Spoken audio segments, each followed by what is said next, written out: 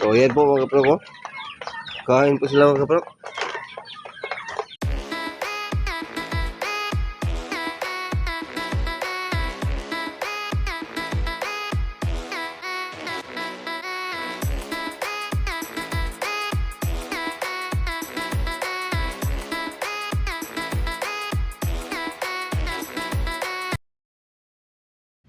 Alright, magandang araw po sa atin mga kapanok. Ngayong umaga po ay kakabangon lang natin. So, ngayong umaga mga kapanok ay ipakita ko po sa inyo mga kapanok yung ating nabili. Dahil kagahapon mga kapanok may nag-alok sa atin na magbinta ng mga panit ng mga gulay. So, yung mga reject na mga kapanok bininta sa atin ng isang sako ng 50 piso. So, sinubukan ko po mga kapanok na bilhin. So, pakita ko po sa inyo mga kapanok yung ating mga tinadtad na ngayon. At saka yung isang sako na binili natin. Subukan natin na ipapakain sa ating mga alaga. Manok at saka sa pabo. So, pakita ko po sa inyo mga kapanok.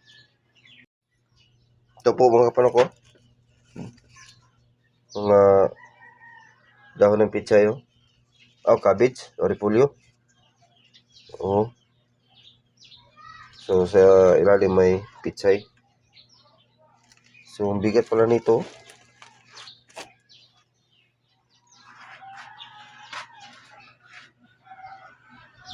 So binili po natin kahapon itong panok dahil na daanan natin na nagsaking.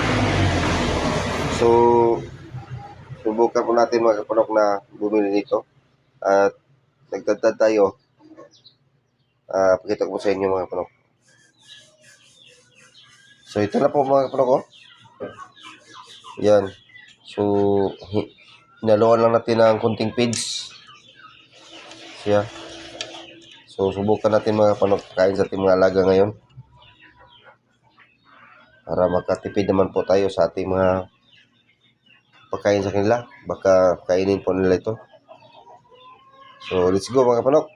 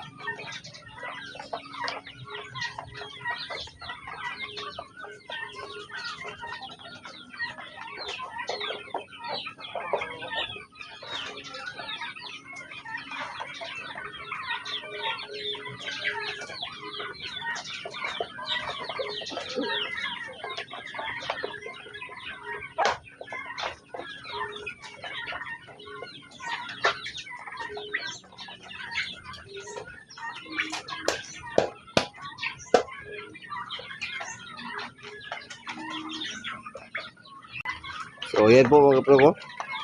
Kain po sila mga kapro. Yan. Yan, kinain po nila yung ating binigay sa kanila. Yung dahon ng repolyo or cabbage na tinatadtad natin. Ayan po. So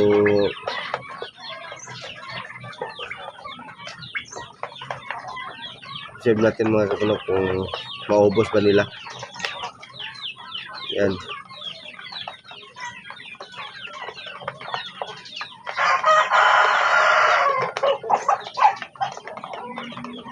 So mga kapanok, yung ating mga alaga dito, yan lang muna sila natira. Dahil yung layunin natin mga kapanok na makapag-alaga tayo ng 30 heads dito para sa ating may maintain lang na alagain dito. So dumating sa punto mga kapanok na yung 10 sa kanila dito mga kapanok ay nabinta din natin. dahil wala na po naubusan po tayo ng ating pambinta. Yung sa mga kulungan ay na ubos na po sila. At may mga kaibigan po tayo dati na bumibili dito sa atin. So mahirapan po tayo magkapanok pag hindi natin sila bigyan, dahil nakiusap sila nga bumili. So kaya mga panok na nangyari ay nabinta ko po yung 10. Yung alaga natin dito mga kapanok ay 20 na natira dito sa baba. Then may bago na namin tayong mga alaga doon na manok na atin ng kundi sa ating kulungan. Yung 10 mga kapanok ay may natira po tayong siyam, dahil namatayan tayo isa. Hindi ko alam bakit namatay. So yan, may 10 at 10 may nakasunod na din na 5, at saka sa 5 may nakasunod din na 6, dahil yung last na ini-incubate natin na 6 na itlog ay 5 yung napipisa, dahil yung 6 magkapanok ay sinabay lang natin sa may nagpa-incubate sa atin dito na 8 itlog sa ating incubator. So hindi ko na kuna ng video yung sa pag incubate at saka pag hatch sila, pero yung 6 mga kapanok last batch po to na in-incubate natin sa buwan ng December. So may 6 tayo doon, at saka dito may 14. So 20 mga kapanok yung ating mga sisiyo na ngayon. So ito lang, yan lang po muna mga kapanok. Hindi po tayo magkuhan dahil kay Disyembre marami po tayo mga trabaho doon sa ating trabahuhan sa shop namin. So hindi pa natin masyadong matutukan dito pag marami tayong mga alaga na masisiw. Kailangan po natin na matutukan yung masisiw, dahil pag hindi natin matutukan mga kapanok ay sayang lang po, mamamatay lang din sila kung hindi natin sila maalagaan ng maayos. So yung 20 lang muna mga kapanok nito, at pag dating ng panahon na sila ay makalampas na ay susunod naman tayo, mag-incubate na rin tayo. Marami naman po tayong itlog doon, pero sa ngayon ay inuulam lang natin dahil hindi pa tayo nakapag-incubate muna.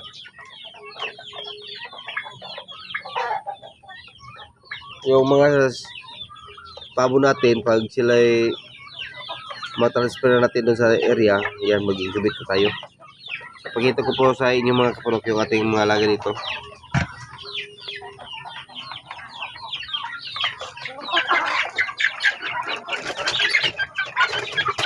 Oh, yan po mga kapanok yung ating pabo. Ito na po sila. So yung sabi ko mga kapanok na may sisiyo tayo dito na yan po sila, oh. Yung 10 mga kapanok na incubate natin. O may siyam po tayo dito mga kapanok. So malaki-laki na po sila. Yan. So may kasunod po ito dito. May 5 po dito. O malaki-laki na yung 5.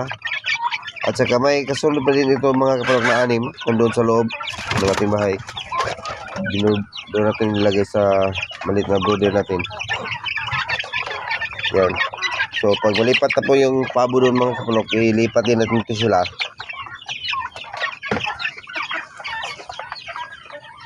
Tsaka may ang kasamahan pong pabo dito ng mga kapanok ko. Dito ko muna yung lagay yung ating alagang pabong ibang pabo natin.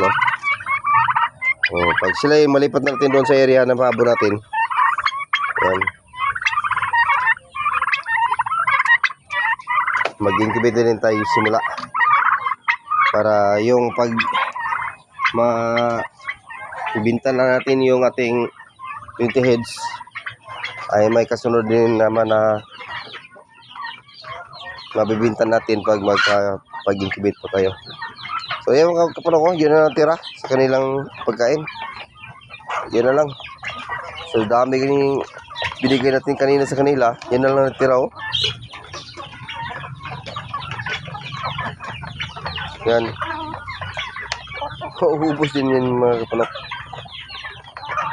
So sa itong paraan mga kapanok ay magkakatipid po tayo sa pagkain, yung lalo na sa feeds. Kahit na mura lang yung feeds na binibigay natin sa kanila, 25 per kilo lang yung feeds na binibigay natin pang maintenance, ay mas lalo makatipid tayo sa ganito. Dahil 50 pesos lang po mga kapanok yung isang sako.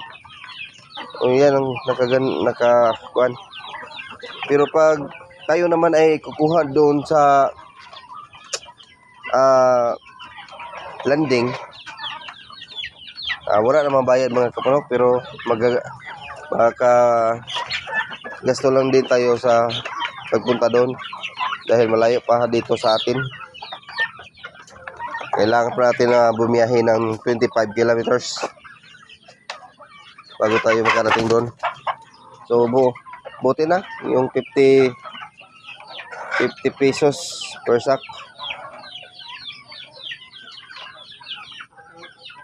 So yan lang po yung ating mga alaga ngayon. Yung manok natin, ito lang sila. Kumukunti po sila mga manok dahil Disyembre. At ngayong araw mga kapanok ay may kukuha na namin din sa atin dito ng manok. At mababawasan naman din ito mga kapanok, so ng isa. Dahil yung pinsan ko gustong bumili. Kahit ay inayawan ko, nagpakiusap siya na kahit isa lang daw. So binigyan ko na lang ng isa.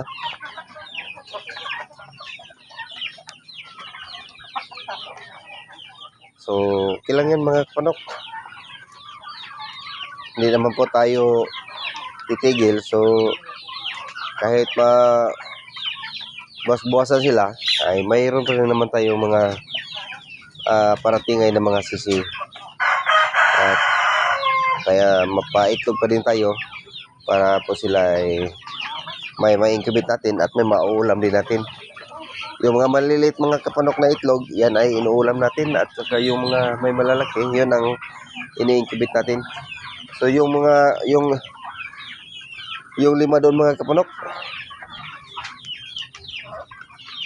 dito. Oh, yung lima dito. Oh, ang laki ng kanilang mga binti. Oh, bata pa to. Malalaki kasi yung breeder natin. Yung si tandang natin, oh.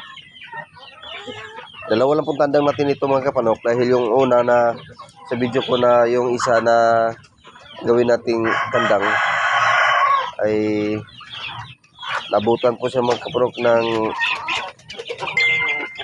malas. Nagkasakit siya mga kapanok. So pinakatay ko na lang ni Bayaw at inulam na lang namin mga kapanok. At yan. So yan pong tandang natin, no? So ito po yung ating shooter ngayon. Dahil yung isa takot sa kanya. Oh, takot si Asil. Oh, takot si Asil.